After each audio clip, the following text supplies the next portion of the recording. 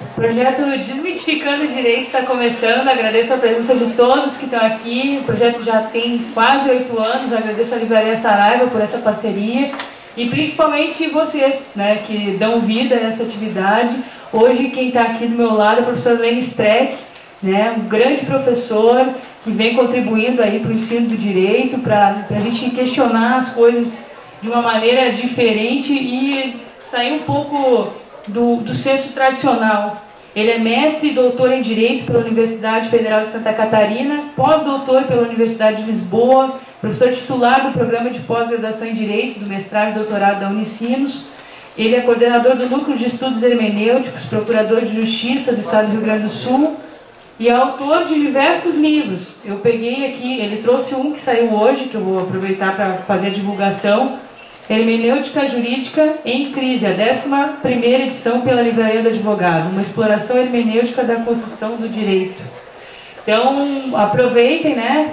Podem fazer encomenda aqui na Saraiva, tem alguns exemplares.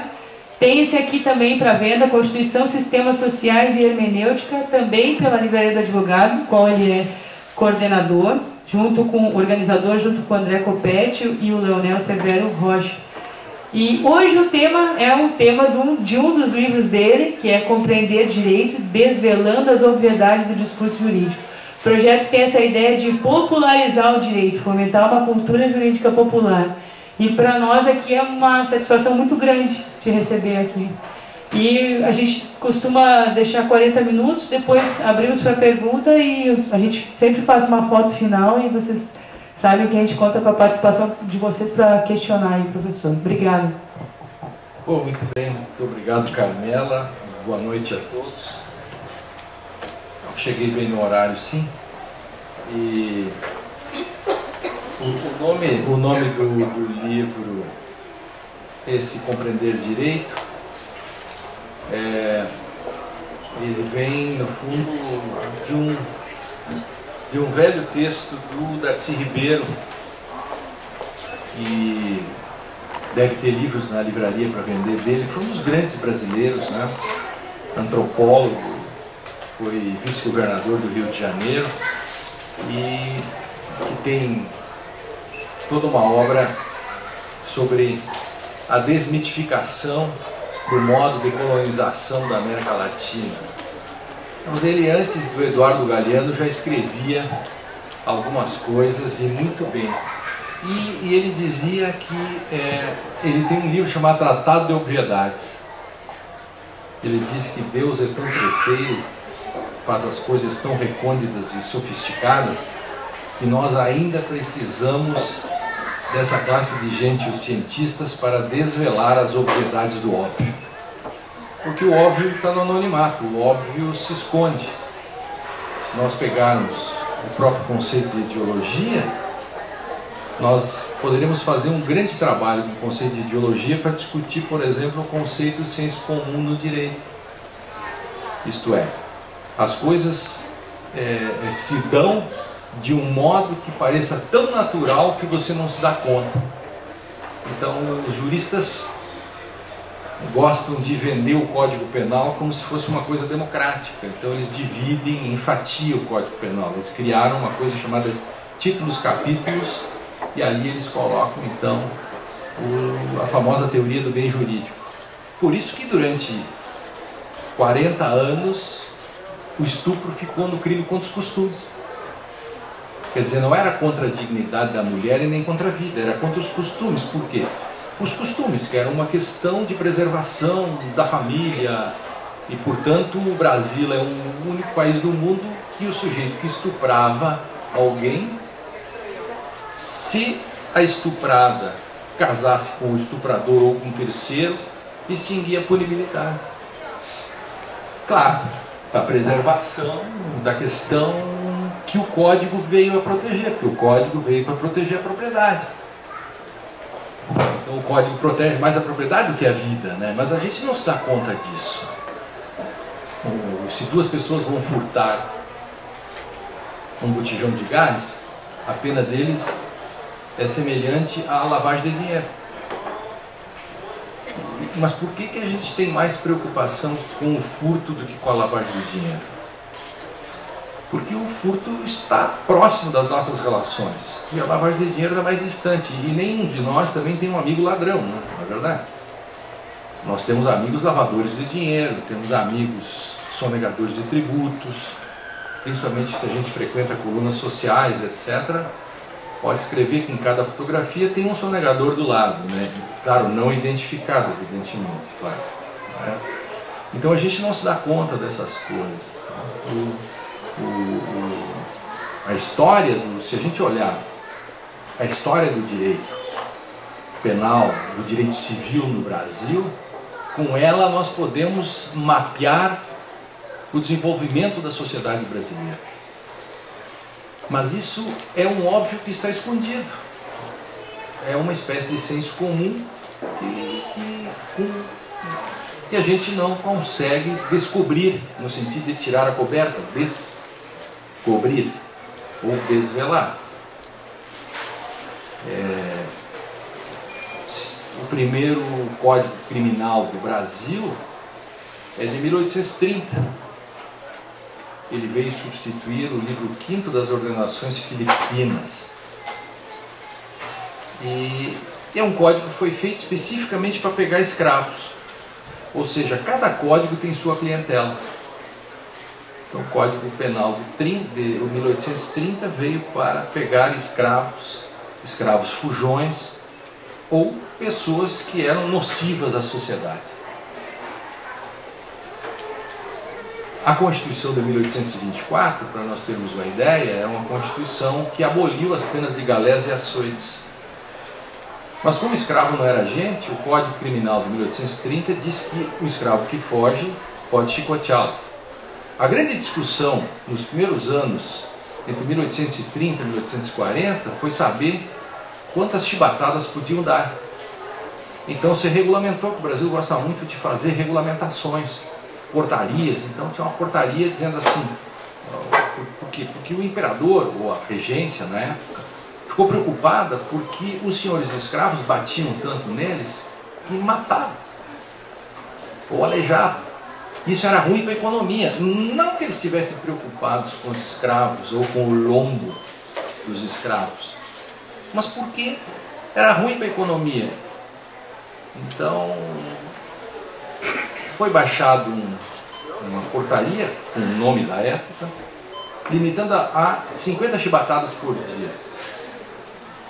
A grande discussão é saber se o sujeito condenado a 200 chibatadas, se na 151ª chibatada, o escravo desmaiava.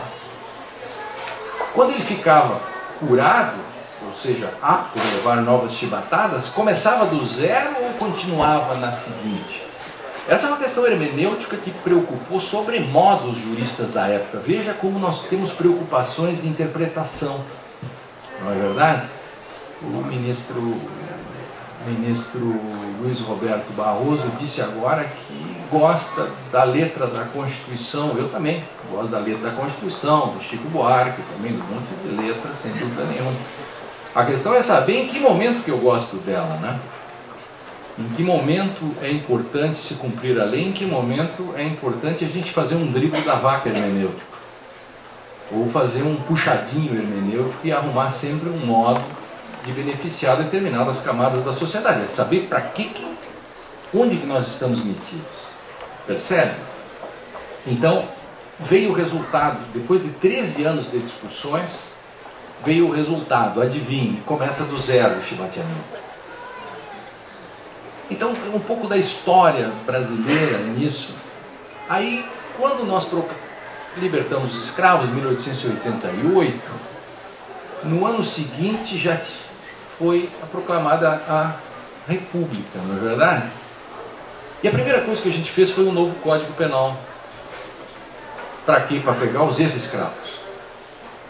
Então hoje, quando nós falamos em cotas e quando nós falamos em inclusão social, a gente não se dá conta de que quando nós terminamos a escravidão, nós devíamos ter feito políticas de inclusão ao invés de dar um Código Penal. Então nós tratamos, na base da lei penal, um problema que era social. Então os tipos penais, isto é, os crimes, do Código de 1890 eram dirigidos exatamente aos escravos e aos seus filhos e aos seus descendentes.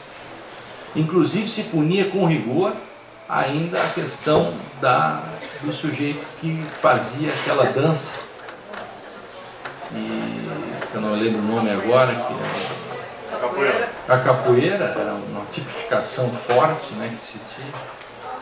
Mas vejam, antes da Constituição nós já tínhamos um novo código. Vejam como nós somos bons em fazer leis penais, mesmo que não cumpramos depois, evidentemente, né? Mas nós levamos 27 anos para fazer um novo Código Civil e levamos apenas um para fazer um Código Penal. Por quê? Porque o Código Penal é feito para os que não têm e o Código Civil é feito para os que têm. Sempre assim.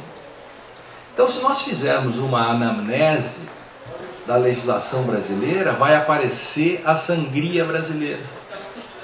Vai aparecer um Brasil talvez que nós não reconheçamos, ou reconheçamos bem demais.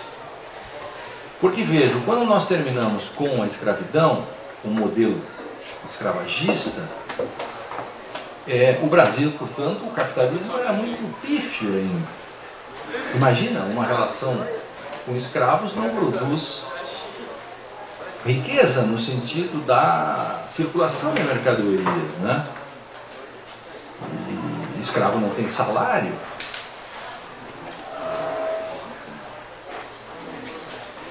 Quando fizemos uma mudança para um modelo, outro modelo econômico, nós adotamos o agrário exportador. Só que ruim na medida em que nós não fabricávamos nada.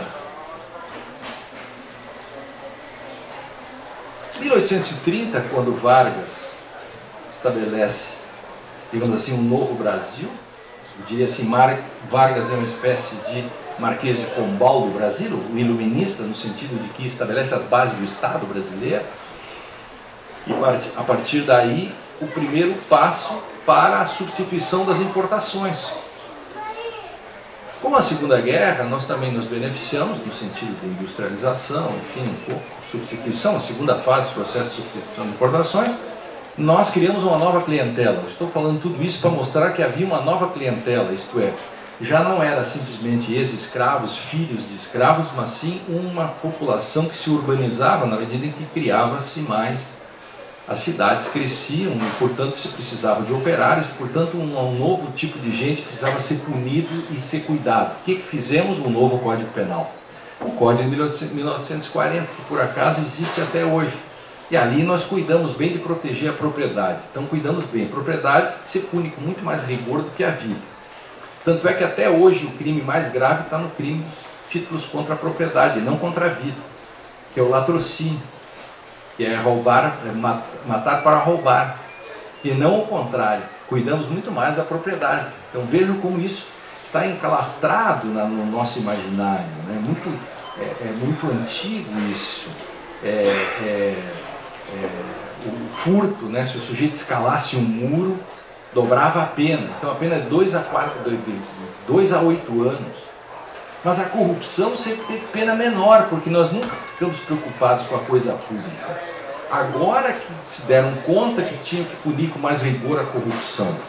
Porque nós sempre ficamos mais preocupados de fazer uma punição dos delitos de índole interindividual, os que estavam na preocupação nossa do cotidiano. Ou seja, você tem uma bolsa e eu vou cuidar do Estado para que você não perca a sua bolsa. Agora ninguém está preocupado com os caras donos do poder que se apropriam da coisa pública, e contra esse nós não conseguimos colocar os tentáculos do direito penal. Então o direito penal no Brasil, historicamente, é como uma frase de um camponês salvadorenho: la ley es como la serpiente, solo pica los descalços. Como a patuleia, a rafanalha da sociedade, o andar de baixo não usa bota e o andar de cima, assim você imagina com quem que o direito penal se dá bem. Com os anos 70, enfim, há uma série de mudanças em face dos grupos guerrilheiros que são presos, enfim, há uma série de relações que se dão dentro das prisões e começam a surgir uma espécie assim, de organizações criminosas ou crimes organizados. E aí se criam novos tipos penais para punir esses novos crimes que se estabelecem. Ou seja, o direito acaba correndo atrás. Depois, quando alguns setores das elites são atingidos por sequestros e outros, se fazem leis para punir com mais rigor. Isto é, as nossas classes dirigentes ficam indignadas no varejo, mas se omitem no atacado. Elas só reagem quando atinge um deles. Enquanto atinge a patuleia, quando atinge o resto da sociedade, ninguém se importa. Agora, quando pegam a filha da Glória Pérez, evidentemente que aí você tem todo. Quando sequestraram Medina, imediatamente vem outro tipo de legislação. Então vejam que essas coisas acontecem por uma questão de pressão das elites brasileiras, né, nesse sentido. Então o Código Penal é um pouco da história digamos assim, da infâmia brasileira. Mas o Código Civil não fica atrás. Porque vejam, sabe, as pessoas não se esquecem de algumas coisas básicas, né? A propriedade no Brasil, o domínio da propriedade só surge em 1850. E sabe por quê? Para lavar dinheiro. Vejam como é interessante. O tráfico de escravos estava proibido desde 1833. Mas havia escravidão. Por quê? Porque eram revendidos escravos no mercado interno. E se multiplicavam os escravos com criadores, etc, etc. E fazia. Mas os traficantes, como os traficantes de hoje, precisavam imobilizar seu capital. Por causa da volatilidade que podia ser o dinheiro. Então eles queriam, como é que eles faziam? Eles foram ao imperador, com pressões, etc., para que eles pudessem comprar terras, porque até aquele momento não se podia comprar terras, não havia domínio da propriedade, no sentido jurídico. E para o Império Brasileiro, uniu-se o útil ao agradável, as plantations, a grande ideia de fazer grandes plantações e aos poucos, já na década de 50, tentar diminuir o impacto da escravidão a partir do trazimento, né, dos meus antepassados, dos antepassados da senhora, provavelmente, enfim, que vieram que estavam morrendo de fome, muita gente lá, a coisa estava ruim na Europa, trazendo para cá, com algumas promessas, etc., e principalmente na região de São Paulo para cima, para fazer as grandes plantações, né? Unindo isso, o governo imperial estabelecia os lotes para estabelecer as propriedades, né, com domínio, e para os traficantes, aqueles que queriam mobilizar seu capital, poderiam comprar, mas com uma condição: casava-se posse e propriedade, isto é, você, para ter a terra, você tinha que morar nela ou produzir nela, sob pena de devolver para a coroa, que aquilo se chamava terra devoluta, né? O que aconteceu? O que aconteceu é que, terminada a escravidão, iniciada a república, o modelo não foi um modelo capitalista estrito sensu, mas um modelo agrário exportador. O que se fez? Muito difícil mudar a concepção de propriedade. Levamos 27 anos para fazer um novo Código Civil, para substituir as ordenações filipinas, porque nós, durante 27 anos, na República, utilizamos as ordenações filipinas de 1703, que era uma repristinação e uma arrumação das ordenações manuelinas e das afonsinas. Nós ficamos utilizando isso por quê? Porque não é fácil mexer com a propriedade. Fácil é mexer com o Código Penal, difícil é mexer com a propriedade. Mas aí o que fez o Código Civil? Descasou posse de propriedade.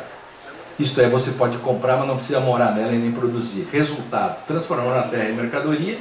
Hoje, ainda 2% da população tem 50% das propriedades.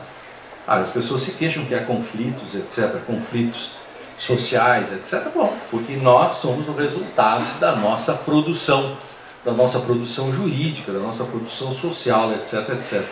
E assim eu poderia, no direito, desvendando as obviedades do óbvio, né, daquilo que está escondido, assim eu poderia também fazer isso com o Código de Processo Penal, com o Código de Processo Civil, poderia fazer com todo o instituto jurídico, todo o código, levantando o véu que o cobre. Com isso nós fazemos com que apareça aquilo que de fato é o Brasil, e com isso nós podemos explicar, olhando o passado, as dificuldades que nós temos. As estatísticas brasileiras sobre o direito são terríveis, porque enquanto nós temos 175 mil pessoas que cumprem pena por furtos, estelionatos e outras porcarias, nós temos só 1 ou 2 que cumprem por lavagem de dinheiro. Por quê? Porque nós temos dificuldade enorme no sistema de conseguir botar a mão no andar de cima da sociedade. Isso não é nenhuma concepção marxiana que estuda isso. Não é necessário recorrer aos descobridores do Brasil, que aliás quem descobriu o Brasil em termos para contar o Brasil foi muito mais a literatura do que os politicólogos e outros, porque eles são posteriores. O Brasil é contado antes por Euclides da Cunha e tanta gente, que muito antes de Caio Prado e tantos outros, e o Raimundo Faoro, que para mim desenha o Brasil de forma maravilhosamente, com Os Donos do Poder. É um livro insuperável. Se você não for do direito, não quiser gastar, não compre o meu livro, compre Os Donos do Poder, que você vai se dar muito melhor do que lendo provavelmente o que eu escrevi. E você vai ficar talvez muito mais irritado por descobrir coisas com o dono do poder do que lendo o que eu escrevi. Entende? Eu sempre faço propaganda, né, desses 2 volumes dos Donos do Poder. E ele conta uma coisa que é maravilhosa, que é aquilo que eu tenho escrito muito sobre isso. Meus alunos têm feito dissertações e teses sobre tudo isso na Unicinos, no Rio, que é a sociedade estamental. O Raimundo Fauro vai mostrar no último capítulo dos Donos do Poder, porque ele é um weberiano. Quer dizer, se nós pegarmos as 2 grandes correntes do pensamento, nós temos assim: eu posso contar o Brasil de forma marxiana e posso contá-lo a partir de Weber. E ele vai contar isso weberianamente nesse belo livro e vai mostrar que o Brasil, embora não tenha tido feudalismo, porque se eu for pegar a história, né, da humanidade, marxianamente eu vou dizer: a sociedade é uma sociedade primitiva, depois uma sociedade feudalista, depois do feudalismo capitalismo, capitalismo socialismo, socialismo comunismo. Isso é uma etapa. Mas eu não tenho feudalismo no Brasil, já seria um primeiro problema. Se eu não tenho feudalismo no Brasil, como é que eu resolvo o problema? Bom, não resolvo, eu apenas vou constatar algumas questões. O Faoro vai dizer que a preocupação não é saber se teve feudalismo ou não. A preocupação é saber se, fora da luta de classes, existem outros mecanismos de poder que fazem com que as pessoas se relacionem na sociedade. Isto é, eu domino você, ou eu tenho a minha relação social e dou um jeitinho, ou então furto, me aproprio. Isto se dá por uma questão social e, portanto, as questões dialéticas que vão fazer com que as forças econômicas, etc., ou existe algo a mais. E ele vai mostrar que, para além da luta de classes, existe uma coisa chamada sociedade dos estamentos. E que fora da posição social, são os estamentos que determinam. Eu não estou dizendo que é a melhor interpretação, mas é uma boa interpretação do Brasil. Porque se você vai ver as corporações, porque o que era os estamentos? Os estamentos foi uma transição do feudalismo. Eu escrevo bastante sobre isso num livrinho, um livro que eu fiz com o José Luiz Bolzan de Moraes, chamado Ciência Política e Teoria do Estado, em que a gente faz um esforço assim da formação do Estado.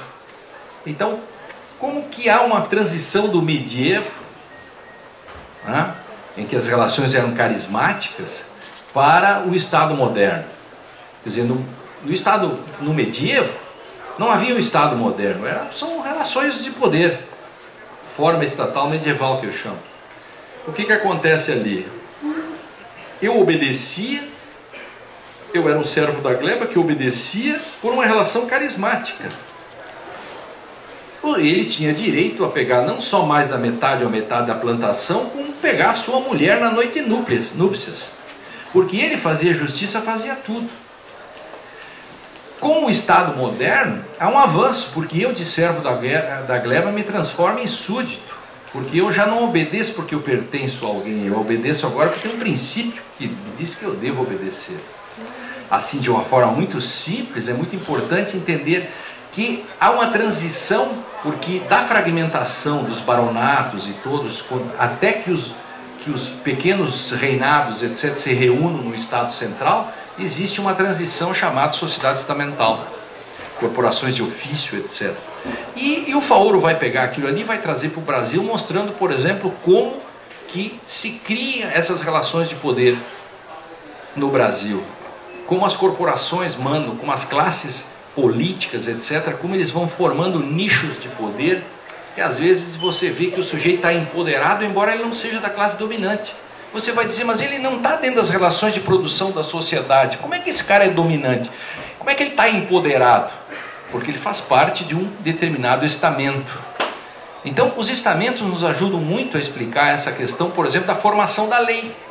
A legislação é feita a partir pelos estamentos, usando esta linguagem, digamos, do Raimundo Faoro, que é um bom instrumento para entendermos, por exemplo, por que é que nós não conseguimos punir os crimes do colarinho branco no Brasil. Por que é tão difícil fazer uma legislação sobre tributos? Por que é tão fácil fazer uma legislação penal desde que seja com andar de baixo?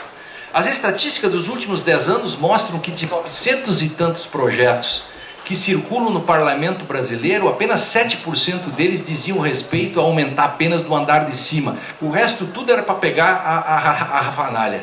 Era tudo para pegar um andar de baixo. Por quê? Porque o deputado acaba indo lá, ele cai nesta questão das relações estamentais, e ele acaba indo lá defendendo determinadas categorias, enfim, e acaba, digamos, perdendo a noção da própria questão. Aí você pode fazer uma crítica marxiana, porque aí você perde a tua relação de classe, e ela é diluída no meio disso, e portanto com isso você começa a explicar, por exemplo, porque não tem lógica nenhuma nas posições de determinadas pessoas que estão no parlamento, ou no judiciário, etc., ou no Supremo Tribunal, como queiram. Então nós temos essas estatísticas que estão estarrecedoras para mostrar um pouco daquilo que são as obviedades do óbvio no Brasil. Bom, como é que isto entra, digamos, no imaginário dos juristas e da sociedade brasileira? Haveria, digamos assim, muitos modos de modificar isso. Não estou dizendo que nós não conseguimos fazer grandes mudanças nos últimos anos na sociedade brasileira. A Constituição trouxe um novo patamar, mas olhamos sempre ainda o novo com os olhos do velho. Isto é, o velho não nasce e o novo não morre, pegando uma dimensão antiga de Gramsci, né? De que a crise se dá nessa transição que acaba não ocorrendo. Então, no direito, nós temos uma crise, assim, que eu chamo de uma crise do modelo liberal individualista de direito. Porque o direito e os juristas preparados para resolver questões interindividuais, eles não conseguem atingir o andar de cima. Então, um exemplo que é muito simples, os juristas gostam muito de usar exemplo de nome de pessoas que não existem. Pelo menos eu não conheço. Quer dizer, uns eu conheço, Mévio, eu nunca vi um Mévio na minha vida. E Tício, também nunca encontrei um cara chamado Tício, mas os juristas gostam de Mévio e Tício. E um sempre quer matar o outro, isso é uma coisa impressionante. E aí, o Mévio bota o pé na propriedade do Tício. Qualquer imbecil resolve o problema e diz assim, isto é esbulho. Assim se resolve os problemas.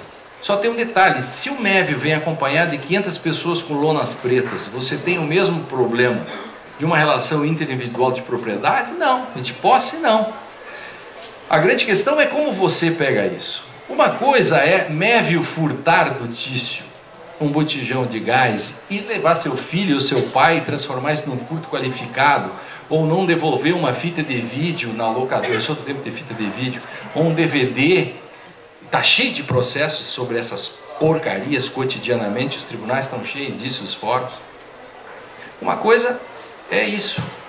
Outra coisa é enfrentar o que as grandes quadrilhas fazem, por exemplo, quando vão comprar os trens de uma licitação e eles se reúnem antes e fazem um acordo e que eles excluem os demais de um processo de licitação e eles fazem antes um cartel e eles por aí afora. Então, esses a gente não consegue pegar. E o ensino jurídico brasileiro, e eu trabalho isso fortemente nesse livro Desvendando as Obviedades, esse Compreender Direito, o ensino jurídico, que deveria ser o lugar da gente treinar ou então aprender no novo direito como fazer isso, a gente não consegue fazer. Os concursos públicos se tornaram em quiz shows. Você, para passar no concurso público hoje, você tem que fazer uma corrida de obstáculos, fazer sexo com uma leoa, matar o tigre. Às vezes as pessoas trocam, né? Fazem o sexo com o tigre e matam a leoa. Passa por um atirador de elite que está esperando na entrada do concurso. Se você ultrapassar tudo isso, você pode rodar depois só no psicotécnico, né? E nós acabamos, e grande parcela das instituições brasileiras terceirizaram os concursos. E se criou uma indústria à parte. Entende? Então, por exemplo, a prova da ordem dos advogados é feita por uma empresa, por uma universidade, um complexo. E a ordem perde totalmente aquilo que seria a sua função social, ou seja, na última prova da OAB, a grande discussão foi uma questão, veja, o Brasil está ruindo, estamos cheios de corrupção, e a prova da ordem perguntava assim: Jane, em Cuiabá, furta um automóvel, leva para o Paraguai, para vender para um terceiro de boa fé, um cara do Paraguai de boa fé, enfim. Se aquilo era furto qualificado ou furto simples, mas o mundo está caindo, as águas do Vesúvio, as lavas do Vesúvio vêm descendo, cobrem a tudo e a todos, e o jurista está arrumando o quadro de Van Gogh na parede. Vai morrer, mas vai morrer arrumadinho, entende? Então, essa questão toda, urgentemente é necessário que se mude. Isto é uma crise paradigmática, há um modelo que está exaurido e nós não conseguimos construir algo no seu lugar. E aí o que a gente faz? A gente acaba fazendo gambiarra. O que está aí hoje é mais ou menos como o efeito Peru. Sabe o que é o efeito Peru? É o seguinte: o pavão e o urubu eram aves absolutamente descontentes. Um pavão ficava olhando o urubu voando e dizia: eu que sou a ave mais bonita do mundo não tenho o poder de voar. E não posso voar, e portanto se eu não posso voar, os outros não podem ver minha beleza, ó que infeliz eu sou. E o urubu, por outro lado, do outro lado da montanha, dizia: eu sou a ave mais feia do mundo. E eu, além de ser feio, ainda tenho que voar para que os outros vejam a minha feiura. Ó como eu queria ser como o pavão. E o pavão dizia: ó como eu queria ser como o peru, como o urubu. Resolveram fazer um acordo de líderes com emendas parlamentares, juntaram o pavão e o urubu e nasceu o peru, feio e não voa.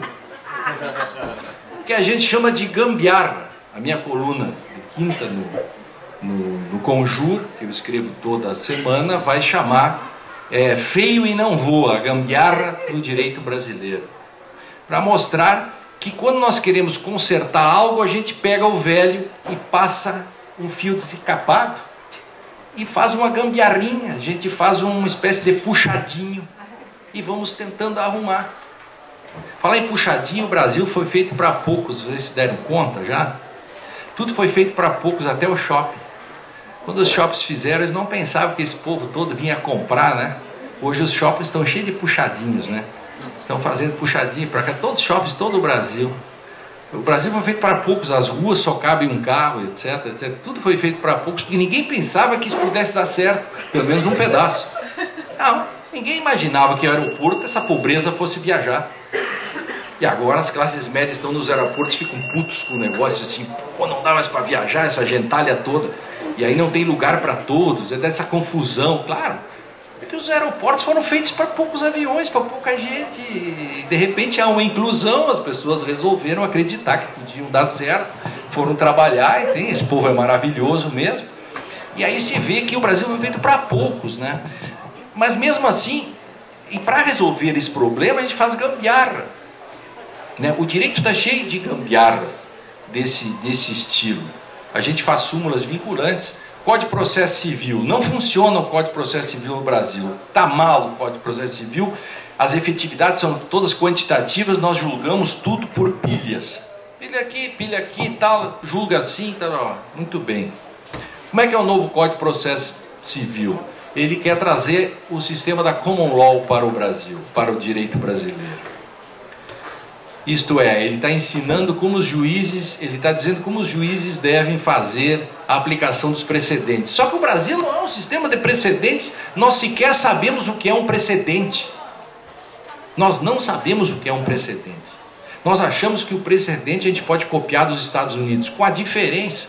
Só tem um detalhe, no Brasil, por exemplo, uma súmula ela é feita para resolver casos futuros, que já é um absurdo. Mas só que o precedente americano da Inglaterra é feito para resolver casos passados. E nós compramos essa ideia do precedente porque alguém vai vender bastante livros aí para a Patuleia comprar, assim que sair o novo Código de Processo, não tenha dúvida nenhuma, né? E aí nós fazemos essa simplificação. Eu pergunto para vocês, alguém de vocês se operaria com um livro de um médico? Você se operaria com um médico que tivesse escrito um livro chamado Operação Cardíaca Simplificada? Não, né? Agora, por que no direito as pessoas usam um livro chamado Direito Constitucional Simplificado? Em quadrinhos, já tem livro em quadrinhos, tem para vender. Plastificados também. É bom para o banho, né? Pro sujeito. Ou seja, esse processo peru, da gambiarra, quer dizer, feio e não voa, e faz glu-glu e morre na véspera, necessita, digamos assim, de um dar-se conta, isto é, o senso comum tem por trás dele uma falácia, que é uma falácia de que isso é assim mesmo. Desvelar essas obviedades do óbvio é levantar esse véu que cobre, digamos, isto que faz com que cotidianamente nós não consigamos enxergar as mazelas do direito e consequentemente da sociedade, porque o direito acaba sendo construído para cobrir as mazelas. Quando, na verdade, um novo paradigma do direito é construir, é fazer com que ele, o direito, tenha, e vou encerrar com uma parte que pode interessar a todos, tenha um grau, digamos, de transformação social. Vocês se deram conta, e com isso eu vou, para a gente poder bater papo, vocês se deram conta de que toda hora aparece o sujeito que usa da máquina pública, que usa aviões, Bolsa FAB, essas coisas todas? E aí na hora H depois ele disse assim, mas tinha um regulamento que me autorizava. E no final o resultado da sindicância sempre diz, foi imoral, mas foi legal. Isto é, o direito serve então só para dizer como é feio isso que o cara fez, mas não resolve. Mas o direito resolve se ele fosse analisado por uma nova perspectiva. separar direito da moral, dizer assim, esse ato é imoral, mas é legal, é voltar ao século XIX.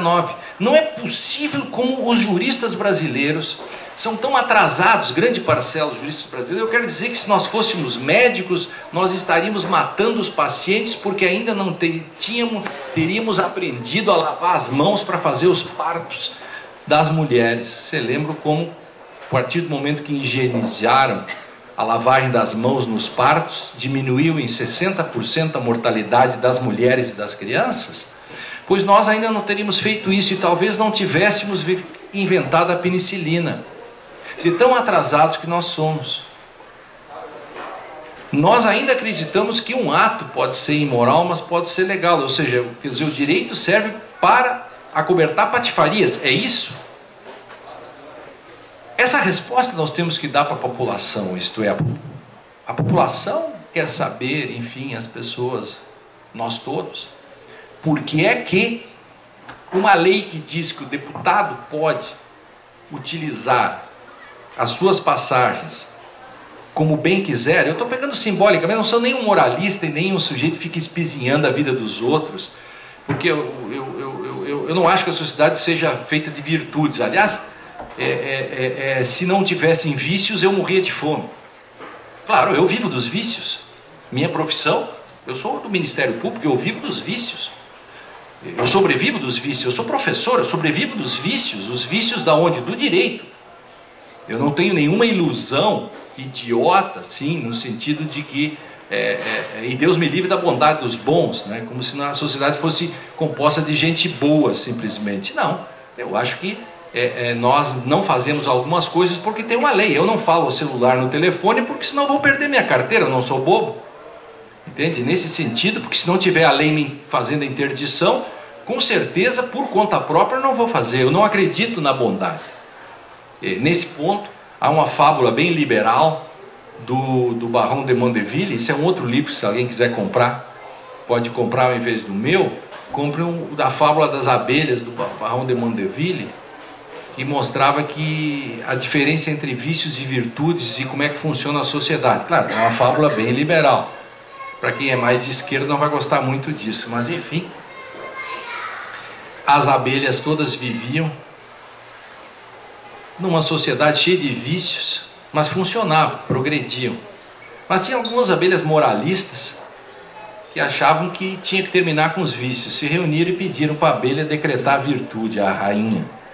E a rainha fez um plebiscito, que é uma coisa que já estava na moda na época das abelhas, e fizeram o plebiscito e, por incrível que pareça, a maioria disse que queremos somente virtudes. Foi decretada a virtude e a sociedade começou a desmoronar. Porque se só tem virtudes, as pessoas não mentem. Se não mentem, não brigam. Se não brigam, não adoecem. Se não adoece, aí não tem serviço para o guarda, não tem serviço para o advogado, não tem serviço para o médico, não tem trabalho para nada. Bumba! Explodiu a sociedade. As abelhas se reuniram de novo, fizeram um novo plebiscito, pediram para a rainha, a mãe, disse assim: ó rainha, decrete de volta imediatamente os vícios.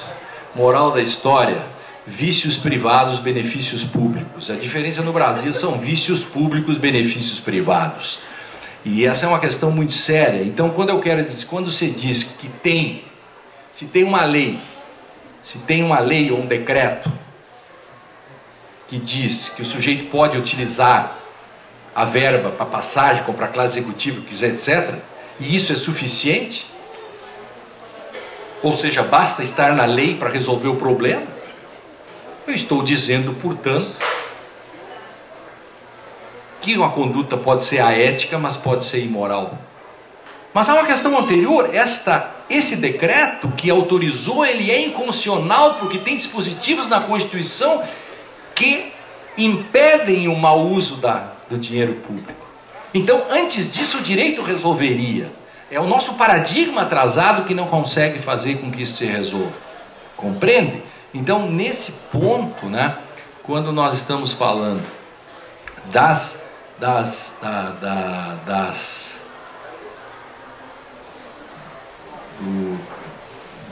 do uso que se pode fazer do direito para resolver o problema da inconstitucionalidade ou da ilegalidade de determinadas de determinadas ações, nós poderíamos resgatar nesse sentido o papel do direito, né, no Estado democrático de direito, para que ele não seja o simples instrumento para que se digamos, passe um verniz em cima de ilegalidades e inconstitucionalidades, né, sob um argumento pífio de diferença de moral ou diferença de questões éticas, né. Antes disso, o direito poderia nos ajudar nesse controle de conseguir aí fazer uma sociedade muito melhor do que essa. Por isso que o óbvio está no anonimato. Tudo isso que eu disse, depois que a gente sabe e descobre, acha que é óbvio. Ótimo, é assim mesmo, o óbvio sempre está escondido. Mas nós ainda precisamos dessa classe de gente, os cientistas, ou alguns que se acham cientistas, ou que se querem ter uma unha grande e achar que podem saber alguma coisa, e eu me incluo nesse sentido, porque estudo um pouco. Mas a gente ainda precisa de alguém que diga onde estão essas coisas para fazer com que este óbvio ele surja desvelado e aí, portanto, com isso nós podemos enfrentá-lo mais facilmente. Esse é o papel daquilo que eu tenho escrito, esse é o papel da minha luta cotidiana na universidade, no Ministério Público, nas coisas que eu gosto, né? Ou seja, a transdisciplinariedade, o estudo da história, da filosofia, da economia, enfim, dessas disciplinas todas, para que possamos ter um direito muito melhor do que esse que está aí. Não diria um direito melhor, para que possamos interpretar melhor o direito que está aí, porque, no fundo, o direito é a interpretação que se dá dele, obviamente. Se a lei fosse perfeita, né, não teria sentido nenhum. Né? Se a lei abarcasse sempre tudo que se quer, nós não teríamos trabalho também. E se nós pudéssemos ver as coisas como elas são, nós seríamos deuses e não teria graça nenhuma. Nós precisamos sempre de fazer metáforas, nós precisamos fazer interpretações, e nós fomos condenados a interpretar. Isso.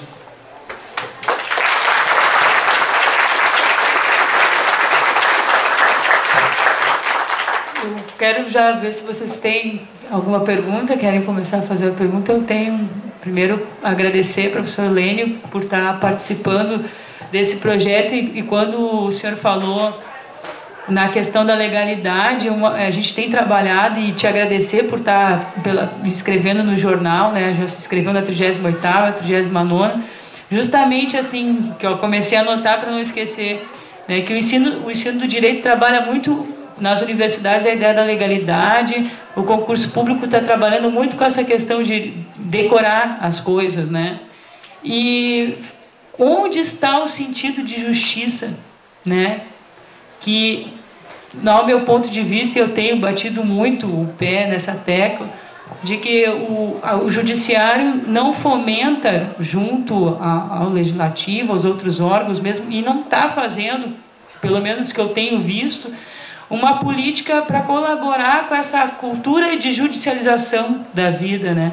E de que o sentido do judiciário também pode ser um sentido de justiça com J minúsculo, né? Assim, sair desse conceito de interventor, e eu já citei mais de uma vez aqui do McLanche Feliz do judiciário, que se tem o STJ Júnior, uma visita ao tribunal para crianças, que é o que eu considero, né, o McLanche Feliz, que é já ensinar as crianças mais a questão procedimental de justiça, e não o que primeiro é justiça, né? Então, no Dia da Cidadania, a matéria que saiu ano retrasado, e eu fiz um artigo sobre isso, foi questionando a dificuldade de se enxergar e de a gente poder fazer com que o direito e a justiça, né, caminhem junto, e o judiciário colabore para essa cultura. Então, queria que o senhor comentasse alguma coisa, e o primeiro que fizer a pergunta ganha um presente que o professor Renan Honório Quinalha,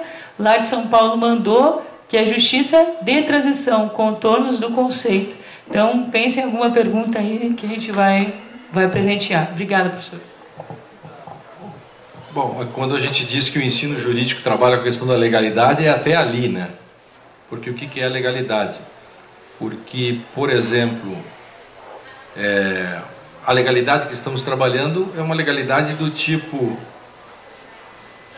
se está autorizado a usar a gasolina no meu jatinho, eu posso usar, né?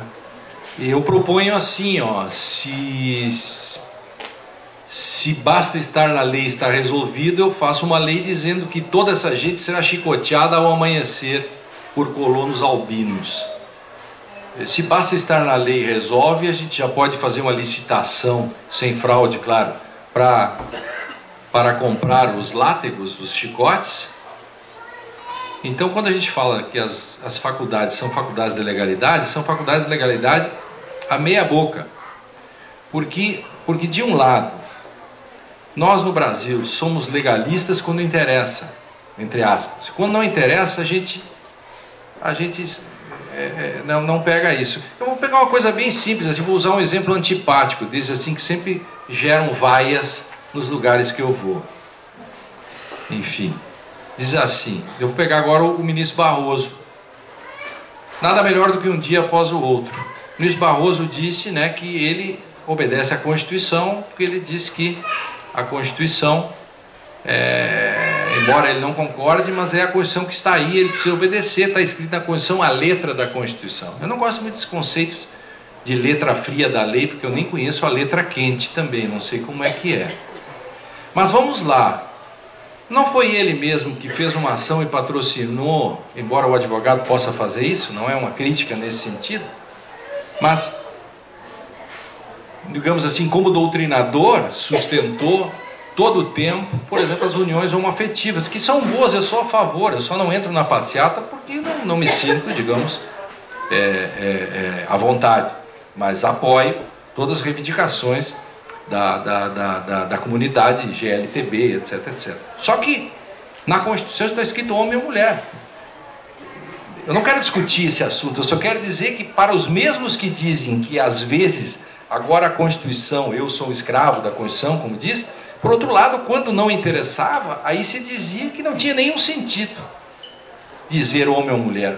Não quero discutir, até sou a favor disso, enfim, não quero discutir, só quero usar os exemplos. Um dia o STJ diz que insignificância é quem furta, quem comete um crime de R$ 2.300, e outro dia nega por R$ 80. Eu quero saber quando é que interessa. Pena abaixo do mínimo, não pode, porque a lei não permite. E outras coisas que a lei permite. Quando é que isso interessa? Por quê? Porque nós não construímos uma teoria da norma jurídica, nem uma teoria das fontes, que tenha para que possamos resolver essa grande problemática. Por quê? Porque uma coisa é eu defender a Constituição progressista, etc, etc. Outra coisa é eu falar de um Código Penal absolutamente retrógrado. Quer dizer, como é que eu posso defender uma legislação retrógrada? Eu tenho do outro lado uma Constituição que é nova, enfim. Então, são coisas diferentes que eu estou falando, por exemplo, quando eu estou trabalhando naquilo que é a letra da lei. E o que é interpretação? Outro livro que você pode comprar, eu já leio, ao invés de comprar os meus, que é As Aventuras de Gulliver. Porque a brincadeira hermenêutica que se pode fazer com Gulliver é muito melhor, porque o início, a guerra, o Gulliver conta que mataram 40 e tantas mil daqueles pequenininhos lá, por causa de um dispositivo que está na Constituição deles, que todos tinham que quebrar os ovos pelo lado certo. E uma turma de um lado do rio queria quebrar do lado de cima e outro do lado de baixo. E daí? Qual é o lado certo? Então, evidentemente que também não existe um conceito em si das coisas. Então, há todo um pressuposto hermenêutico para discutir esse assunto. Se uma lei diz que 3 pessoas disputarão a cadeira no Senado, o marceneiro vai achar que estão disputando um móvel. Um jurista mais esperto vai dizer, não, é uma vaga. Obviamente que as palavras têm sentidos diferentes em contextos diferentes. Uma lei que diz que é proibido usar topless, fazer topless, Na praia de Ipanema, ela tem um sentido. Na praia de nudismo, o sentido é absolutamente inverso. Mas a lei é a mesma. É proibido fazer topless. Na praia de nudismo é o contrário. E assim eu posso construir quantos cabelos alguém tem que perder para ser considerado calvo. Ora, se tem uma lei que diz que todos os calvos pagarão 50% a mais de imposto de renda, o nosso amigo lá estará lascado, vai pagar o dobro do imposto de renda. Agora ele aqui que já está meia telha, ele é calvo ou não para os fins de? Aí nós temos que discutir, por exemplo, aí vamos discutir por que foi feita essa lei. Ora, porque quem é calvo não compra shampoo, não compra pelo. Eu estou fazendo uma metáfora, estou brincando com isso. Então ele não contribui para a atividade produtiva e, portanto, tem que pagar mais imposto de renda. Mas aquele que só tem um pouquinho de cabelos atrás, não é a mesma coisa que ele, mas ele não é calvo. Ah não, mas então é literal? E aí nós começamos a criar uma confusão. Entende? Então, quando alguém diz que eu sou escravo da lei, ou escravo da Constituição, vou contar mais uma dica de compra de livros. Leiam ou assistam no nosso site o Medida por Medida do Shakespeare. É genial porque o Shakespeare em 1604 já adiantava essa discussão muito antes que a gente. Conto rapidamente só para mostrar o que é a interpretação da lei e o que é quando me interessa.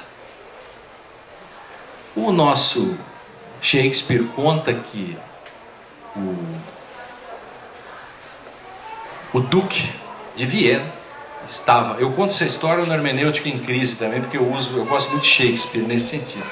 O Duque de Viena, ele estava cansado da corrupção, havia lá de tudo.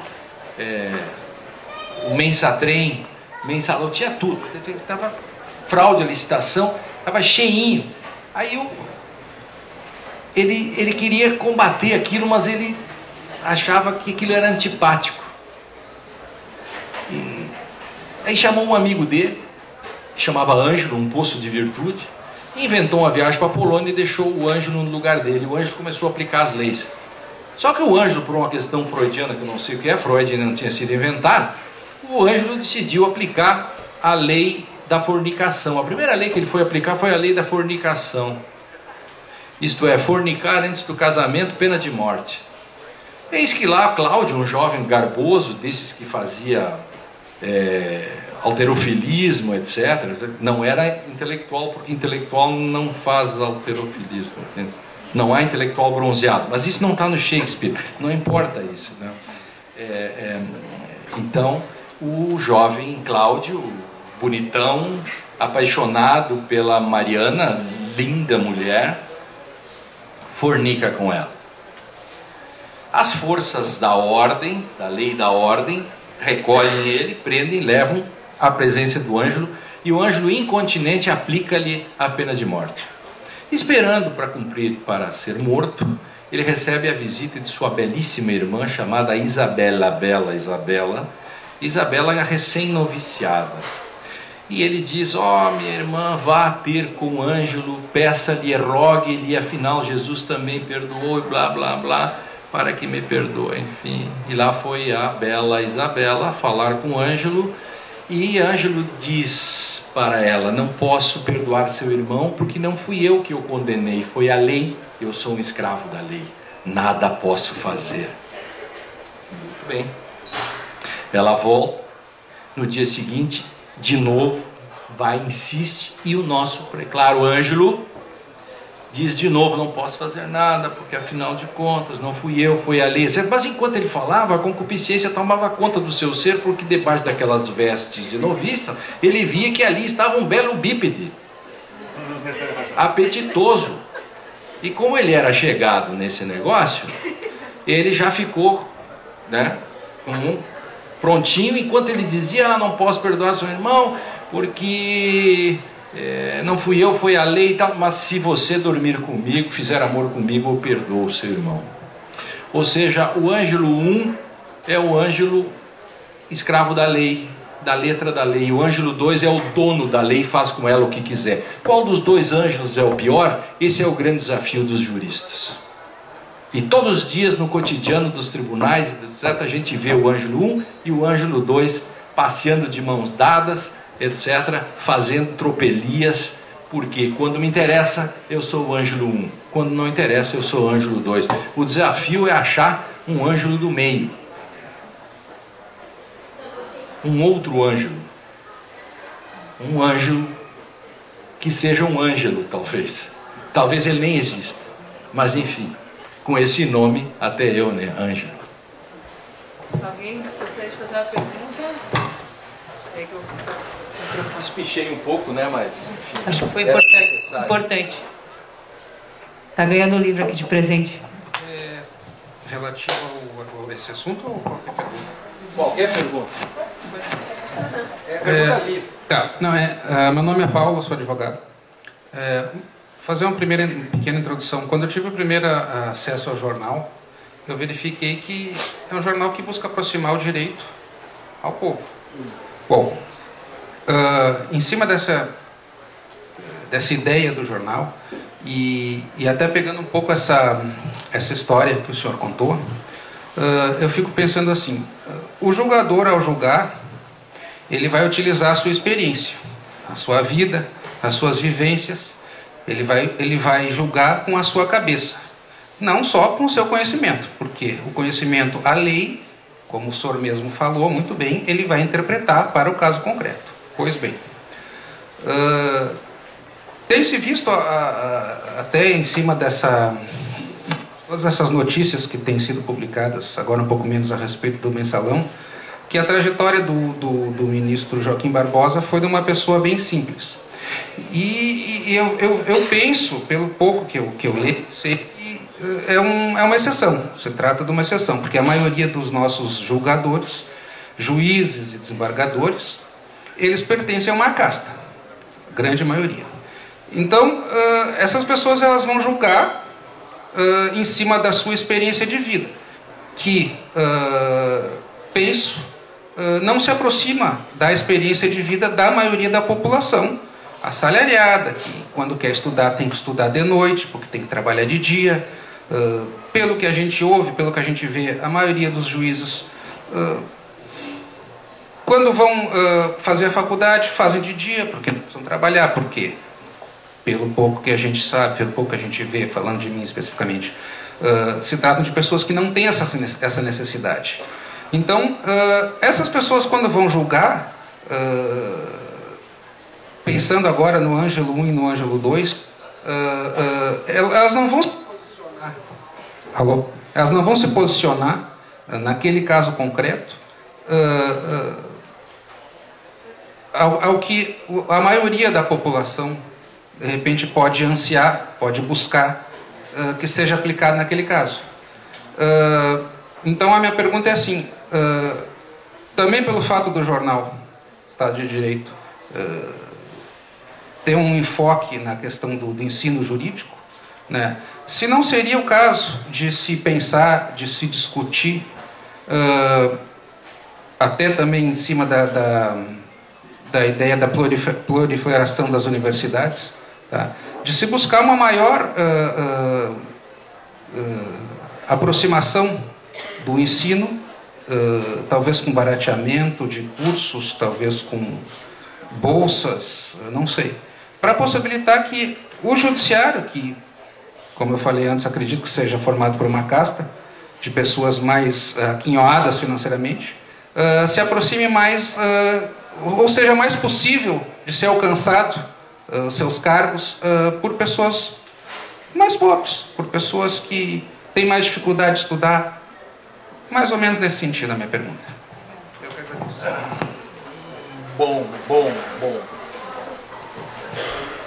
Vamos lá então, vamos lá. Eu acho que a explicação que eu dei sobre o Faoro, Marx e Weber ajudaria a explicar. Não, é uma certa ilusão achar que a magistratura ou o Ministério Público outros são uma casta. As estatísticas mostram o contrário. Se eles se comportam como, isso é um problema que o Faoro ajuda a explicar. e que também no plano da ideologia, do que é ideologia, se pode explicar. Mas não é uma relação mecânica a partir da sua origem social. Se fosse pela origem social, a magistratura brasileira seria revolucionária. Claro, porque a maioria dela vem das camadas pobres da sociedade, da classe média. Nenhum rico bota seu filho a ser juiz, a não ser que ele faça um criatório para si mesmo. Ele vai ser advogado, vai ser outra coisa, vai ser um médico. Os pobres é que querem que os seus filhos estudem direito, fazer juiz, promotor, para ver se sai da merda, entendeu? Da miséria. É dureza o troço. E te digo mais, ser funcionário do Banco Central, em Brasília, ou de outras carreiras, ganha mais do que juiz. Rapaziada, aí no interior, juiz e promotor estão ganhando, olha, se eu vou lhe disser quanto dá líquido esse negócio aí, você vai querer tirar uma parte do bolso, a coisa está ruim. Então essa questão da casta, a gente tem um pouco... A sua pergunta é ótima, mas eu só quero dizer que temos que desmitificar também isso, no sentido de que não é a origem da magistratura. A origem da magistratura, as estatísticas, e há boas estatísticas nesse sentido. Eu gosto muito de estatística, né?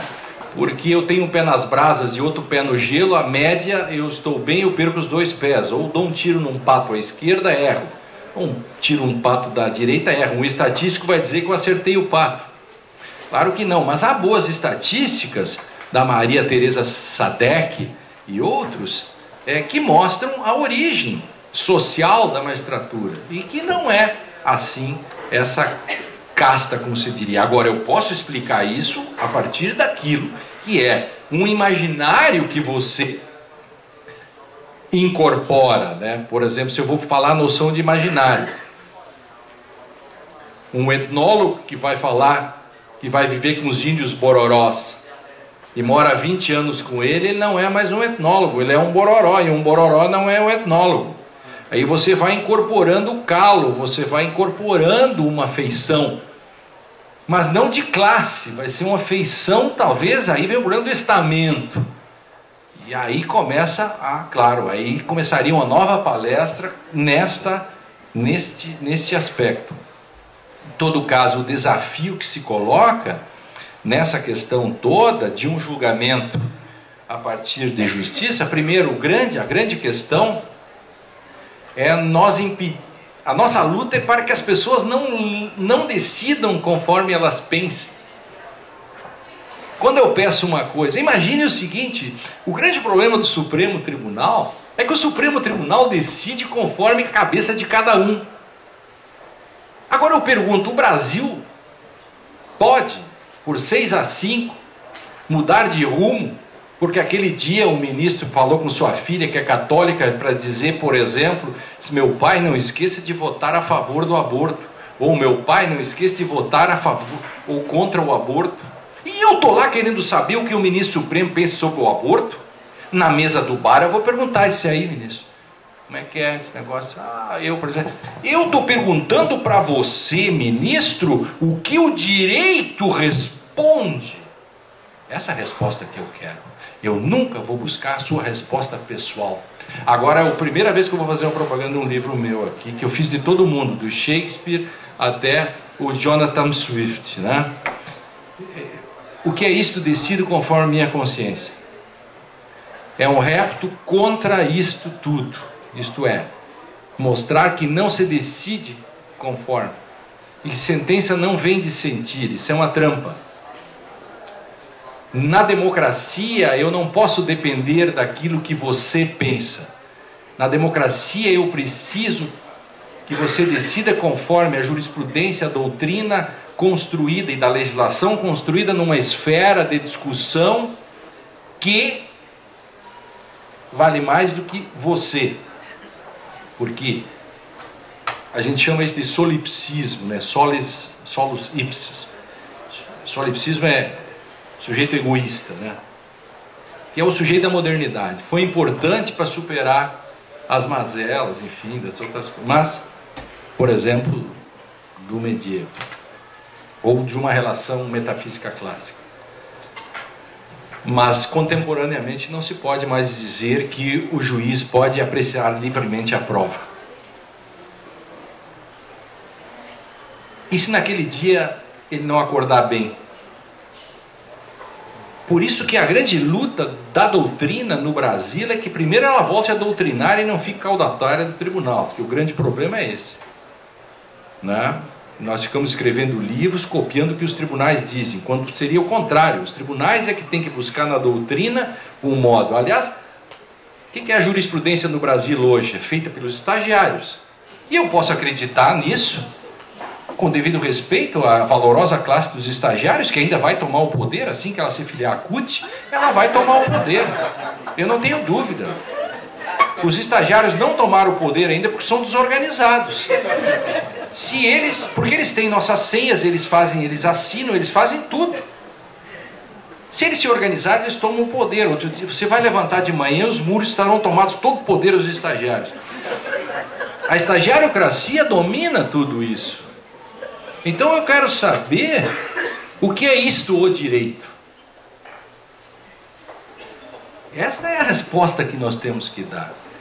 Que direito não é moral, direito não é filosofia, nem sociologia. Se direito fosse moral, ele não seria direito, ele seria moral.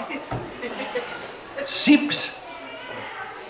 O filósofo pode ficar explicando, discutindo a pena de morte 10 anos. O jurista vai levar 5 segundos, porque é vedado pela Constituição. Ah, é ruim, bom, mas esse é o... Você faz outra coisa, faz engenharia, faz outra coisa. Poderia até, né, medicina, mas direito tem especificidades.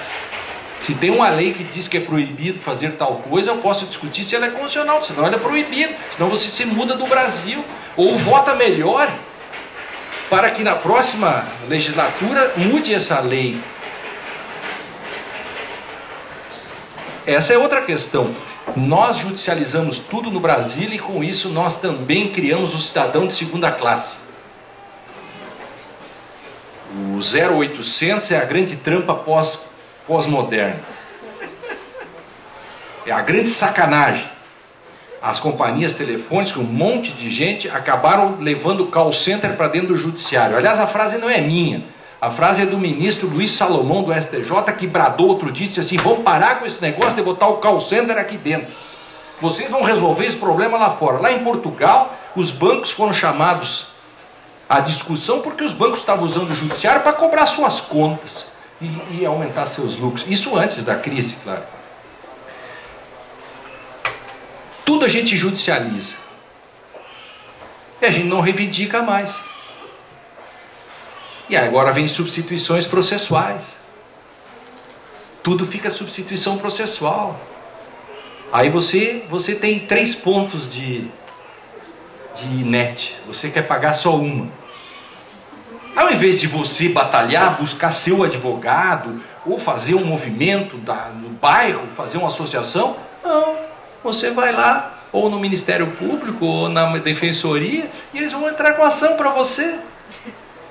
Mas você não é hipossuficiente, por que você precisa disso? E por que você não vai batalhar? Porque é mais simples, tem alguém que faz por mim, claro. Com isso eu vou criando um cidadão de segunda classe.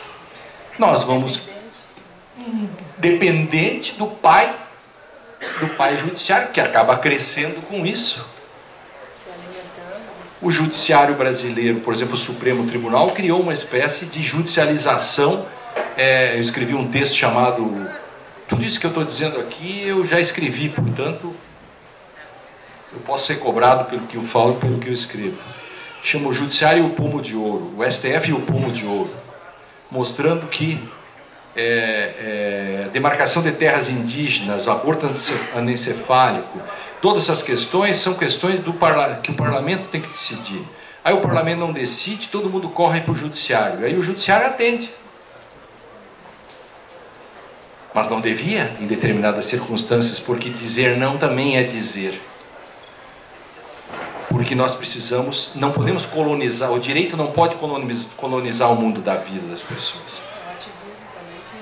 Sem considerar todo esse problema do ativismo, que é uma espécie de vulgata da judicialização.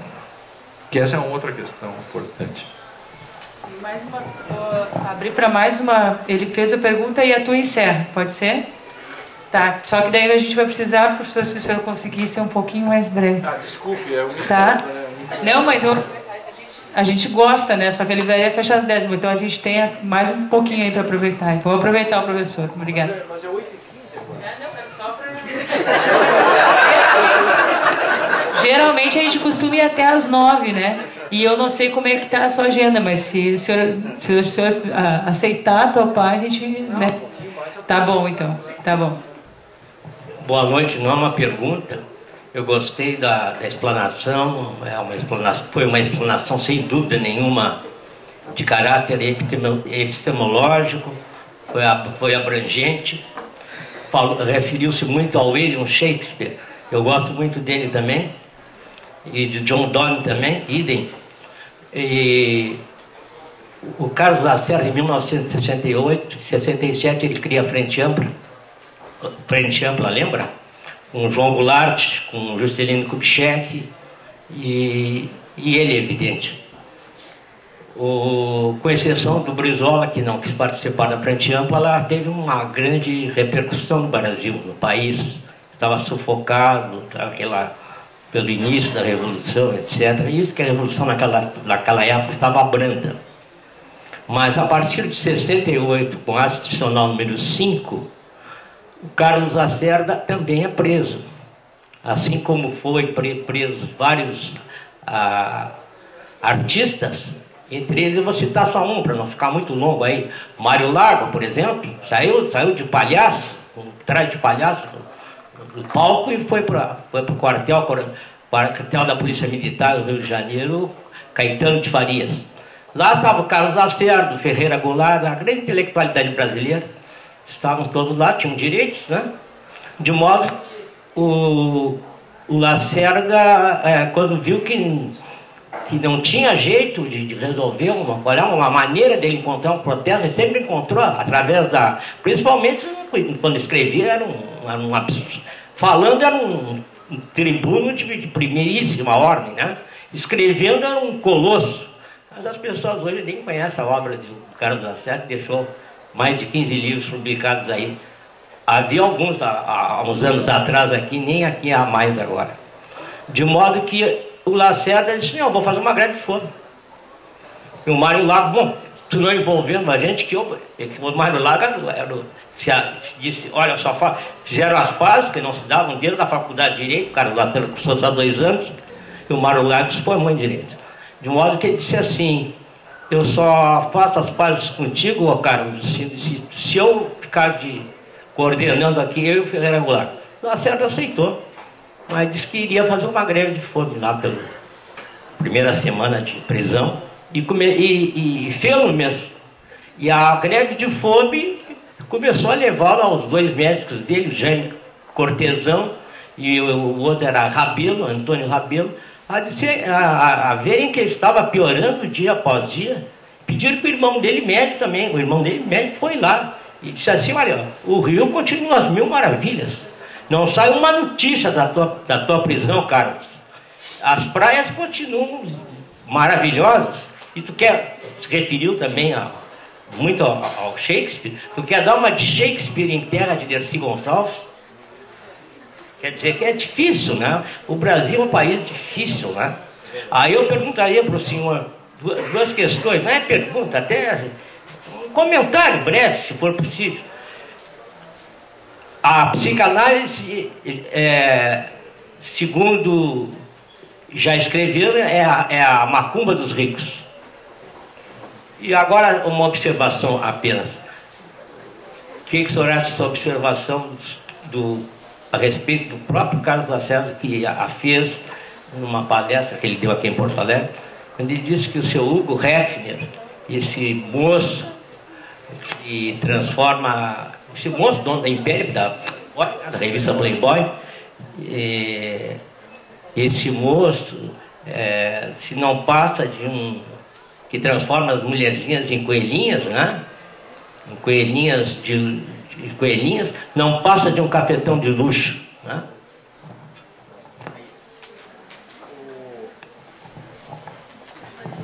Veja só, o Carlos Lacerda, nós acabamos de baixar, porque é domínio público, Carlos Lacerda interpretando Shakespeare. E a das melhores interpretações de Shakespeare, que ele mesmo traduziu por acaso, foi Júlio César. Outro dia nós estávamos escutando lá na universidade e só para lembrar quem era, enfim, malgrado as diferenças políticas que cada um possa ter com ele, né, nesse sentido. Mas essa questão, para um cara como eu que vim do meio do mato, entende?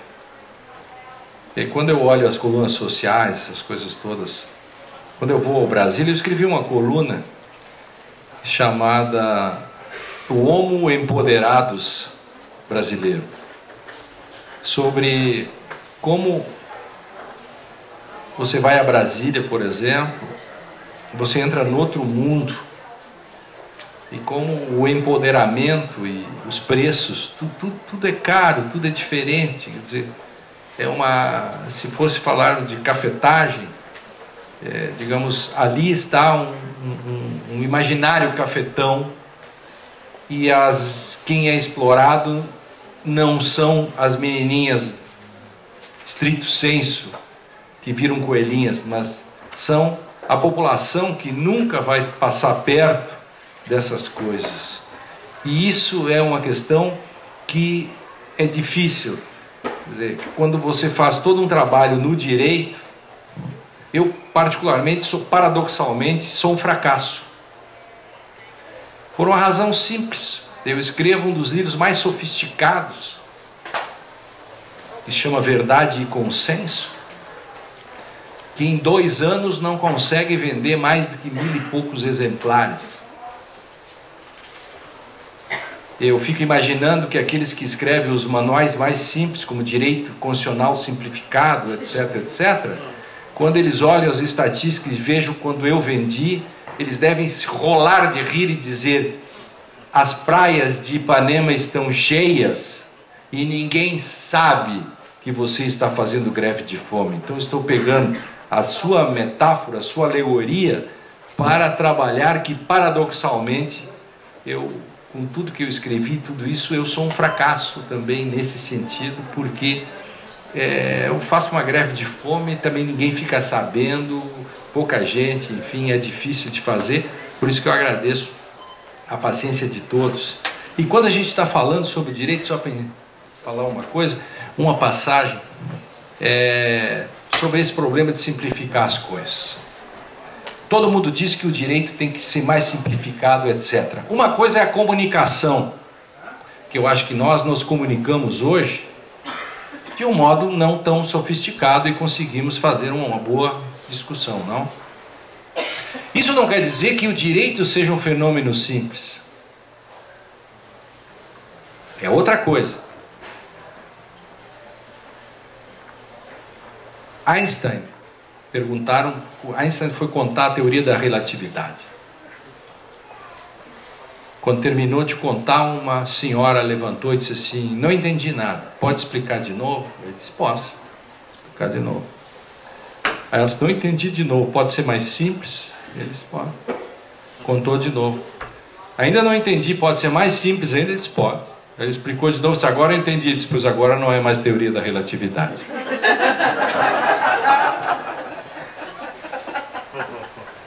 É isso que fizeram com o direito. Ao simplificá-lo, já não é mais direito, é outra coisa.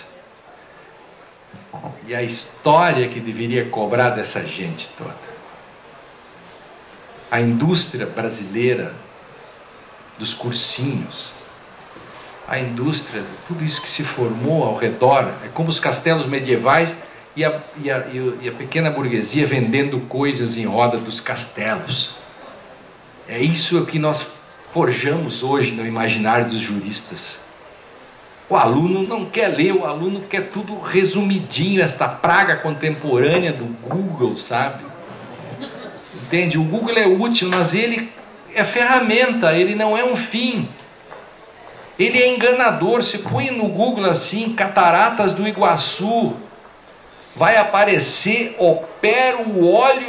opero cataratas, clínica de olhos em Foz do Iguaçu, mas ele não vai mostrar o que você quer. É assim, peça lá testemunhas. Aí vai aparecer testemunha de Jeová e vai lhe vender tudo que tiver coisa em roda, porque ele já sabe o seu perfil, porque isso é uma...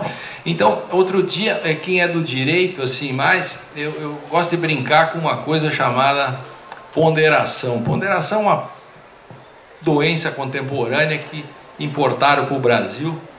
Então, eu como sou um imbecil, eu não sabia o que era, eu fui no Google para saber se isso era uma regra ou um princípio. E aí apareceu assim, 28 mil incidências de princípio e 475 de regra. Eu pensei, disse, bom, é um princípio, porque a maioria tem razão, né? Lê do engano, cuidado que as maiorias mentem, né? Porque é uma regra, enfim, não importa aqui o mérito, só quero dizer o seguinte, cuidado com as maiorias, eu odeio maiorias. Entende? Tem uma frase num banheiro de Buenos Aires que é maravilhoso. Assim, comam merda. 1000 millones de moscas não podem estar equivocadas.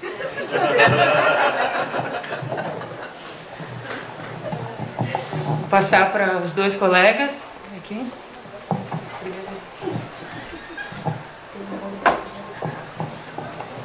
Bom, pedindo para eu me identificar, meu nome é Alexandre. Eu queria... Estive com você outro dia, né? Sim, professor. Eu queria perguntar ao senhor, e eu peço desculpa porque talvez soe muito mais como uma catarse do que uma pergunta, mas é uma pergunta sim.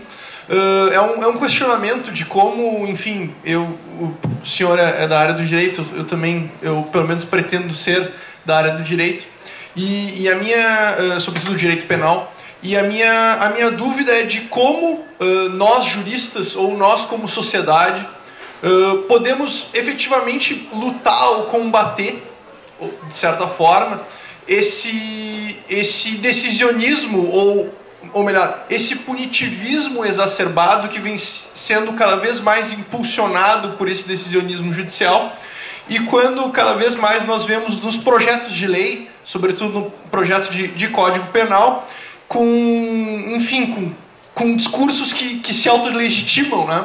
Basta ver que dentro da própria comissão de membros, e não fui eu que disse isso, enfim, foi um professor aqui do Rio Grande do Sul, que disse, e com muita propriedade, que de todos os integrantes tidos como gloriosos juristas que integraram a comissão do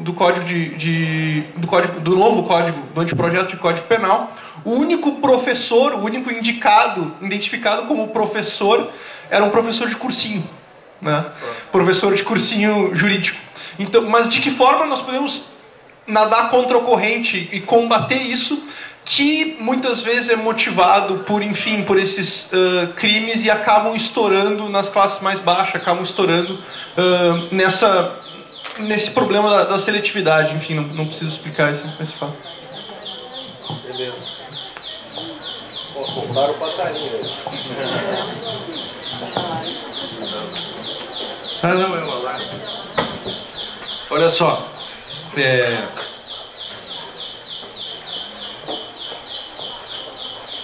um imaginário que se cria, né? Nesse sentido no Brasil, porque historicamente la lei é como la serpiente, né? Solo pica los descalços. Isso é histórico, não é uma frase de efeito, não é minha frase, eu repito, de tanto eu dizer ela já quase minha. E porque esse foi um modo do poder se perpetrar. Quando há uma mudança, de certo modo, com a Constituição, se estabelecem outros patamares de discussões.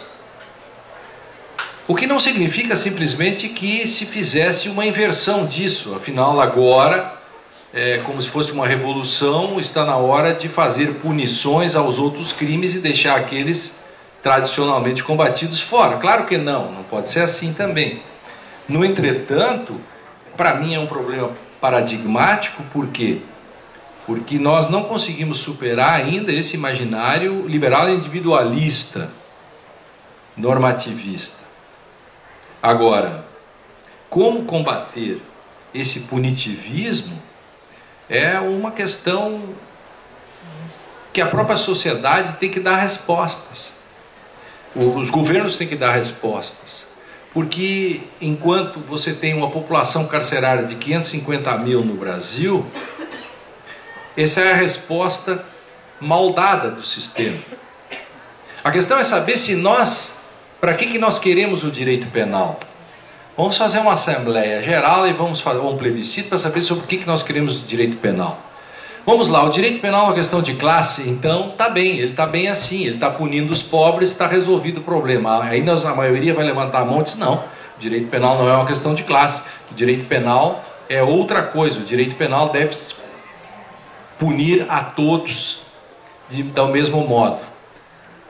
Nós estamos de fato interessados nisso? Nós de fato queremos, por exemplo, estudar ou refletir o que é mais grave, furtar ou sonegar tributos? A questão é saber quantos mais amigos nós temos, ladrões ou sonegadores de tributos. Estou fazendo uma metáfora nisso, para saber qual é o limite disso que nós queremos. E qual é o equilíbrio que nós temos, por exemplo, hoje, para quem não está familiarizado com o direito, eu dou um exemplo. Duas pessoas furtam um botijão de gás. Não, vamos piorar o exemplo. Duas pessoas furtam 2 galinhas, levam para casa e as engordam. Ficam lá gorditas e tal, para comê-las mais tarde. Mientras tanto, eles são pegos e as galinhas são devolvidas intactas, mais gordinhas, deu lucro para o cara. Eles terão do sistema nada, porque eles não devolveram o esponte sua. Não terão arrependimento posterior. Mas vamos pegar o grande filósofo contemporâneo Marcos Valério, grande figura da República.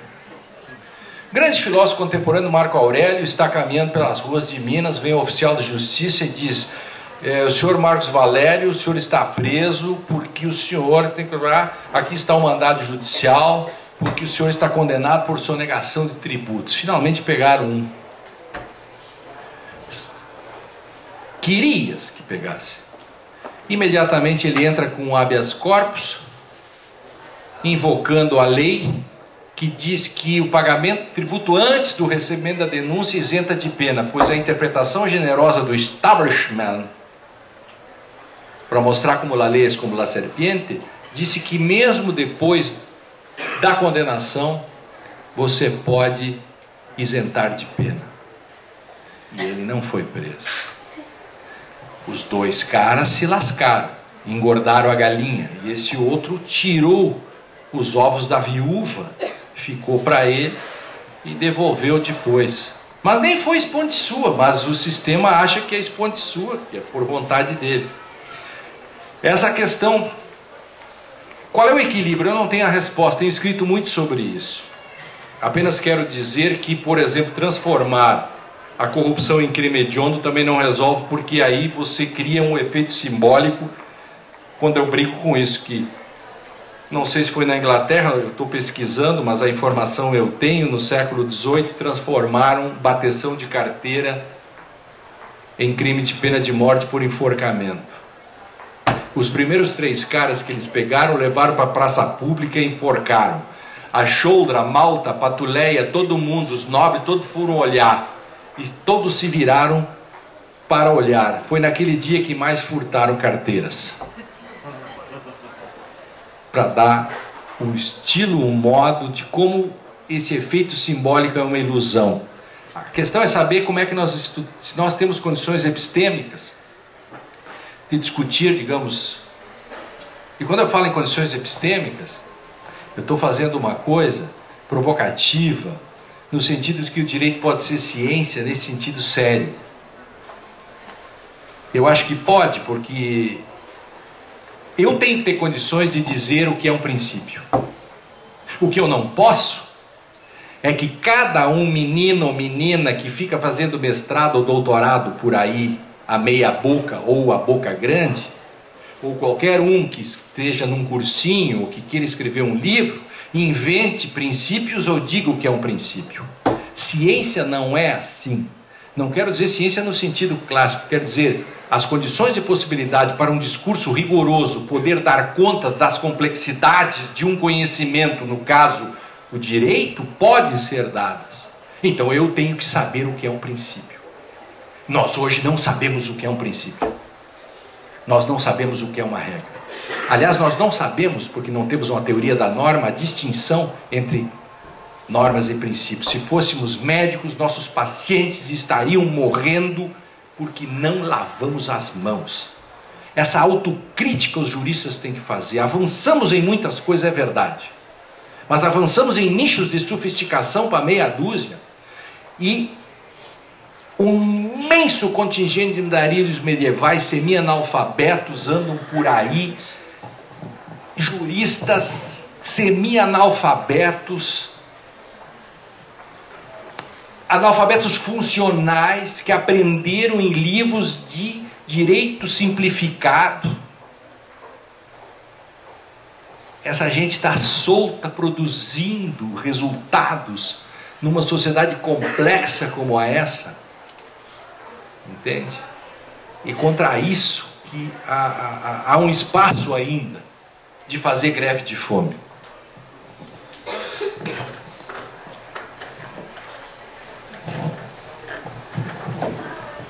Vou passar para a pergunta para o colega. E já vou dar para o professor o certificado que eu não tinha dado ainda. Agradecer de novo, professor. Muito obrigado.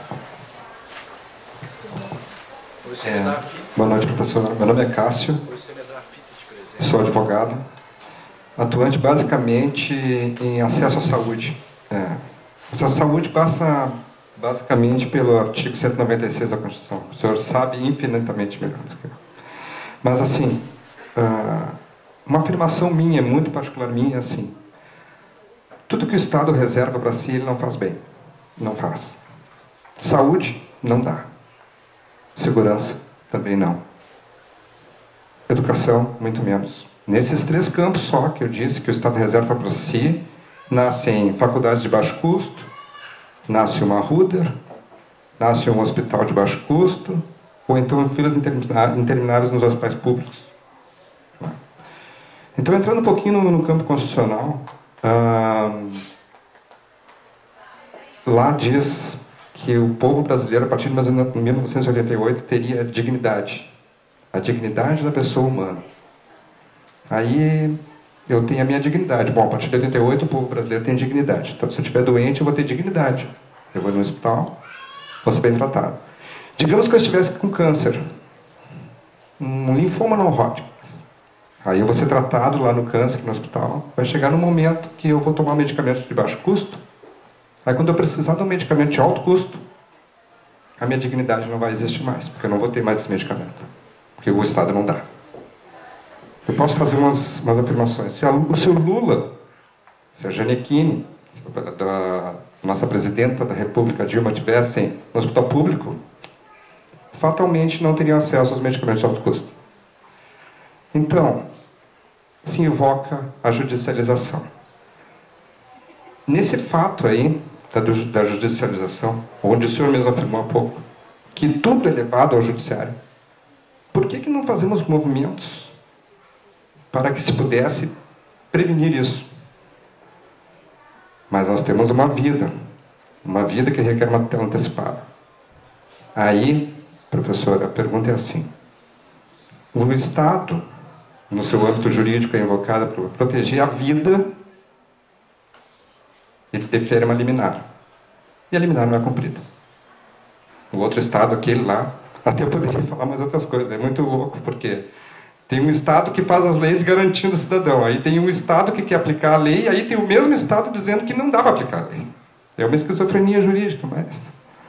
Então, assim, como é que eu faço para garantir o direito dessa grande sociedade que está aí, que não tem acesso à saúde, educação e segurança, que tem que judicializar tudo?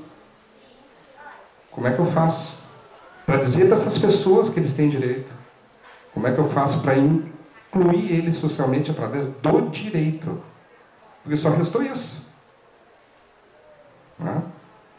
E como é que eu faço também para, quando o direito for aplicado, a base da norma, ele não é aplicado porque o ente federado não quer cumprir a norma. Não quer cumprir uma decisão judicial. Eu sou um privado. Se chegar um oficial de justiça na minha casa dizendo, olha, tu tem que fazer isso, eu vou fazer. Mas se o oficial de justiça, pelo meio eletrônico, recebe uma intimação dizendo que tem que cumprir o mandado, não cumpre. Então ficam essas duas perguntas, professor. Como é que eu faço para o cidadão ter direito? E como é que eu faço para o Estado por cumprir as próprias normas judiciais?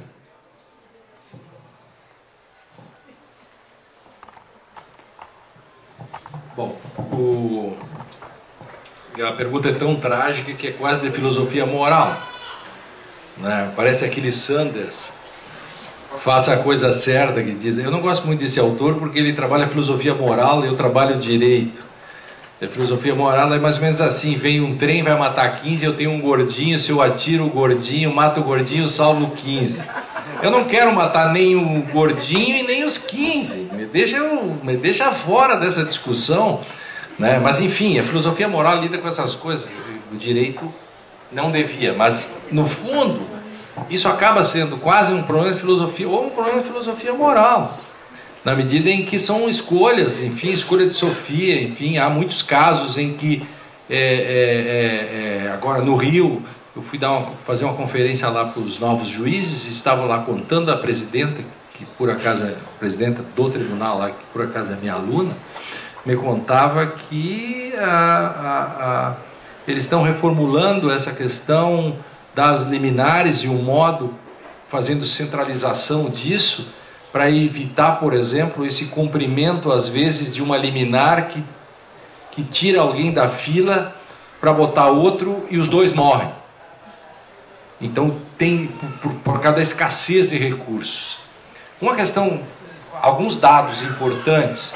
O Estado de São Paulo, em 2011, gastou mais em atendimento de liminares do que ele investiu em saúde.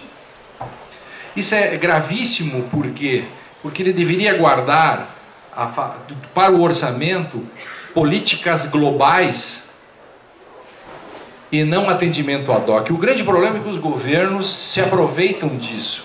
Ao invés de ele te dar política pública de saúde, ele te dá um advogado.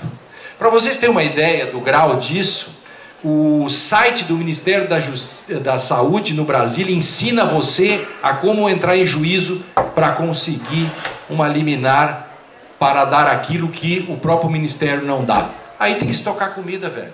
A resposta para o teu problema é: eu vou estocar comida, porque o caos é iminente. O que tem que fazer antes, falando sério, é fazer políticas de saúde para que eu não precise fazer escolhas de Sofia cotidianamente, que os juízes, os tribunais ou o Ministério Público, enfim, que lida com isso, são obrigados a fazer cotidianamente, e mesmo assim não resolve, porque é só fazer um enxugamento de gelo. O que tem que fazer, efetivamente, fazer o percentual da saúde ir para a saúde. O que disse o nosso amigo lá, a questão do direito penal, também pode ser importante, não como instrumento de perseguição simplesmente, mas vamos arrumar a questão da teoria do bem jurídico. No Brasil, historicamente, como que nós podemos conviver com um tratamento mais grave para o furto, para o estelionato, do que para a sonegação de tributos? O Estado gasta mal? Não sei. A questão gasta mal, sim, mas isso não significa que o modo como se sonega tributos no Brasil a rodo não seja um modo também de nós trabalharmos essa questão ou redefinir o que é o Estado social. Se o Brasil é uma república que visa erradicar a pobreza, etc., fazer justiça social, fazer políticas públicas, ele precisa de dinheiro para isso. E para isso, nós temos uma máquina enorme para fazer controles e não conseguimos sequer resolver o problema da fraude nas licitações.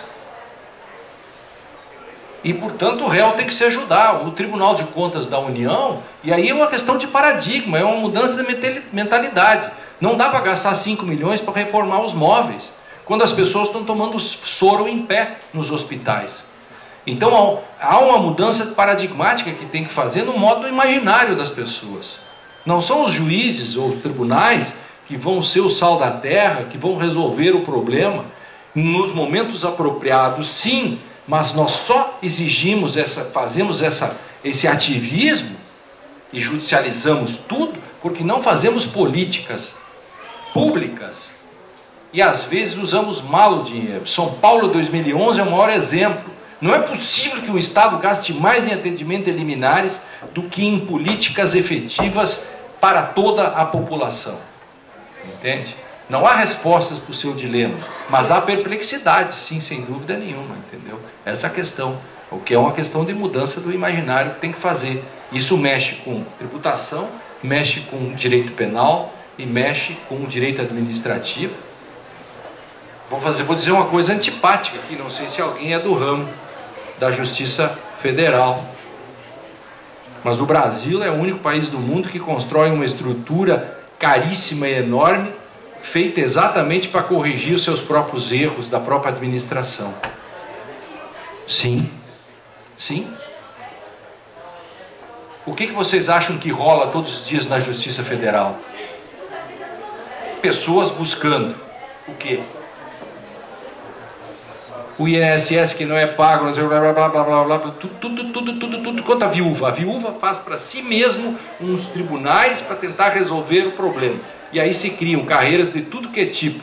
A máquina fica enorme e gastamos na atividade meio uma fortuna e deixamos de lado a atividade fim. Eu corto na própria carne. Eu sou do Ministério Público e vejo isso cotidianamente. Se a gente somar hoje o que nós gastamos hoje para cobrar impostos, etc., porque nós complexizamos. Aliás, se alguém tiver a ideia de simplificar os impostos no Brasil, será morto. Porque terá a ousadia de tentar fazer com que alguém pergunte: esse cara enlouqueceu? Onde se viu cobrar uma alíquota única ou 2 só impostos? E aí com isso nós encerramos. Pode ser, eu peço desculpas, mas encerramos, que eu tenho um compromisso aqui a pouco. Só contar uma historinha sobre isso. Peço desculpas se alguém ainda tinha perguntas, mas pode mandar para o meu e-mail, lenios@globo.com. Eu escrevi uma coluna, está no livro Compreender Direito, isso que eu vou contar agora, que tem a ver com isso que nós acabamos de falar e a pergunta do...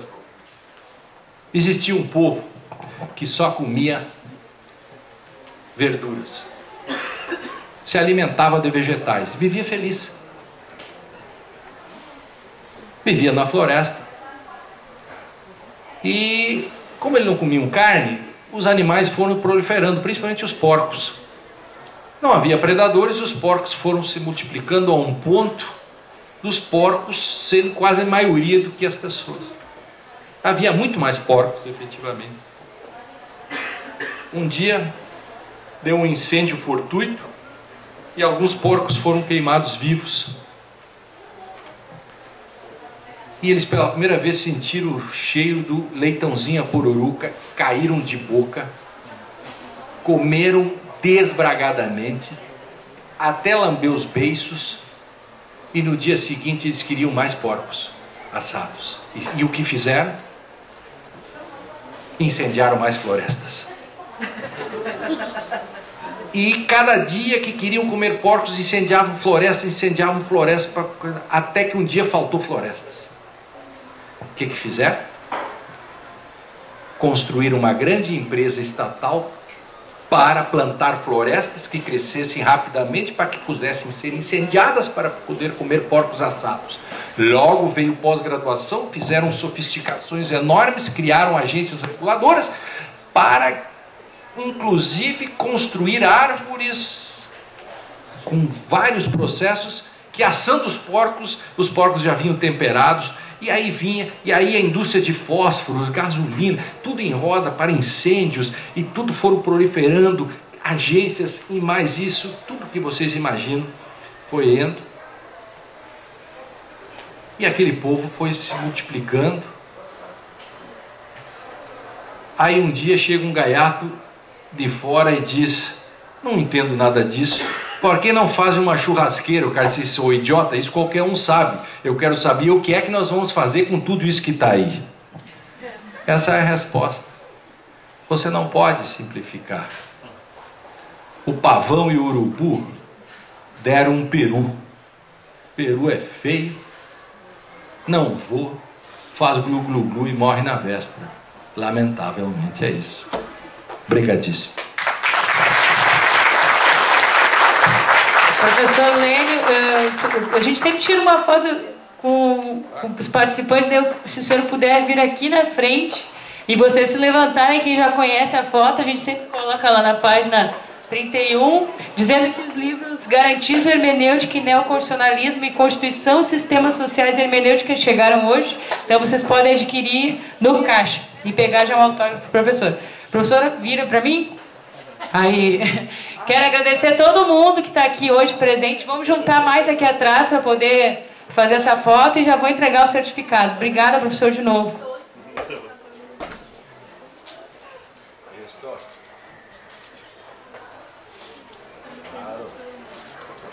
Obrigada, gente. Muito obrigada. Espero que tenha se divertido. Muito obrigada, viu? A gente vai se falando. Tá, manda Vou te mandar um pra mim. vídeo. É, claro.